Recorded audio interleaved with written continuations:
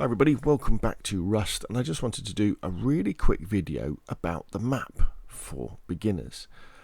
Because if you're coming to Rust from a game like DayZ, you'll be familiar with having a map which is pretty constant across servers. You know, if it's a Chernarus map, if it's Chernarus. If it's a Livonia map, it's Livonia. If you go on to some of the custom maps like Essica or Deer Isle or Namalsk, you know, things tend to be where they are. Now this is different when it comes to Rust, because most of the maps you're going to be playing on are procedurally generated. So they're actually made by the computer. What server owners do, what the official servers do, is they'll seed a server, and so they'll give it some numbers, and they'll choose things like a size and how many monuments they want on it, and then the computer makes it up. So where the location of the water treatment plant will be in one map will be different to another. You know, the shape and size of the map will be different. Where the different biomes are in the map will be different. So that can be a bit confusing, but it's also really cool because it means for every single different server you go on, you're going to have opportunities for different combinations of the way things happen. So the basic things to look at though is on Rust, when you spawn in as a fresh spawn, you'll spawn on the beach. You know, round the sides of the map, and then one of your best tactics, then one of your best strategies, is to make your way inland.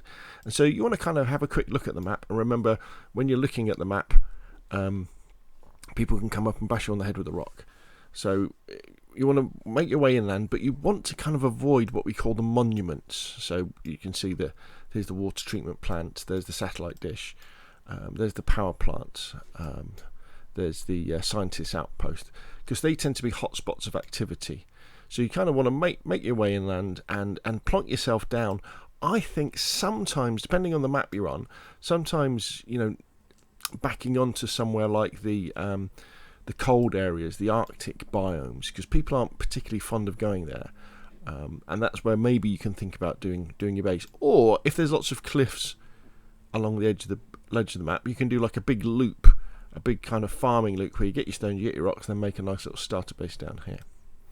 So these, what we call monuments, let's go down and have a look at.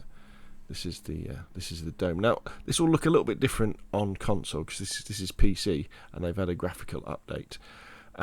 These monuments are kind of what's left over from the old civilization. Remember, we're not really quite sure what's happened in Rust, but this is where you'll find cool stuff. So you'll find weapons, you'll find loot boxes, you know, the higher end gear. The catch though with lots of these what we call monuments is the fact that often they're radioactive, so you've got to be very careful, and when you're just a newbie, when you're a grub, you won't be able to visit them unless you've got some anti-radiation pills, or you make some clothes up, and depending on the clothes, depending on how much radiation protection you'll get. Now so you can go around and you can explore those. I think they've taken the abandoned supermarket out for the time being in the console version, but that's a good example of a monument that's easy to visit. You tend to find low end stuff there, stuff like a little bit of food, a little bit of scrap, that sort of stuff that you can take with you back to your base. Now let's talk about the different biomes. So what we mean by that, if I can, is, as you can see here in front of me near the dome, we've got kind of a desert biome. Now desert biomes can get very, very hot, so you've got to be careful you don't overheat during the day, and they get very, very cold at night. But you tend to find quite a few animals in the desert biomes. And then in the distance, if we go back to the map over here, this is the kind of the Arctic biome, very, very cold. When you go here, you've got to make sure you're wearing some clothes, but you tend to find quite a lot of metal here, so that's a good place to get that, or metal ore. And then all this green stuff, this is the temperate biome. So this is the most common biome in the map, and you'll find all sorts of stuff here. You will find animals. In the tree areas, you'll find things like mushrooms growing and plants growing. And obviously you'll find lots of hemp plants and various stuff going around. As you're wandering on the map, close to things like edges of cliffs and rocks, that where you'll find nodes. Look, there's a node there. Oop. That's like a sulfur ore node there, for getting the resources you need to build your base. Now, also we have things like the Scientist Outpost and the Bandit Outpost. So let's go to the Scientist Outpost. Now these are very useful because you'll have you can buy and sell stuff here.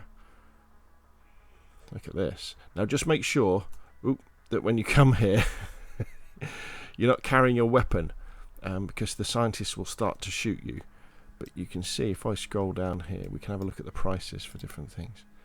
So you can see, you know, as you move around the map and you collect scrap, you cycle things and get scrap, you can buy various different stuff. So there's the Scientist Outpost, and then we have the Bandits Outpost. Let's take a fly over there. Up we go. Here it is. Oh, let's just move out a little bit so they don't start shooting at me. Then if we have a look at the map, we can see all the prices for the various stuff. Again, we can pay for guns and all sorts of things with scrap. Again, these tend to be hotspots, so be very careful when you're approaching them, because people will really like to ambush you and take all your stuff. But that is kind of my introduction to the Rust map. Just always bear in mind that it is procedurally generated. Now there are a few custom maps that you'll come across, and there's also a couple of official maps that aren't procedurally generated. But most of the ones you go on ordinary servers will be, and so everything is in different places, and there'll be different sizes as well. This is quite a small map because I'm running this on my local PC, so it doesn't get bogged down. I'll make it quite little, and on console and PC, especially on console at the moment, there's different amounts of monuments that we can actually get, because they're still working on some of the monuments. I mean, it depends when you're watching this video. Hopefully by the time you watch it they'll have sorted it out, and we'll have most of the monuments that the PC players have. To actually access the map on PC, you press and hold G, and on console you press and hold up on your D-pad, I think it is, and that brings up the map that way. So there we go. Hopefully you find that useful. If you have, hit the like button. If you want to see more of the same, press subscribe, and I will of course see you again soon.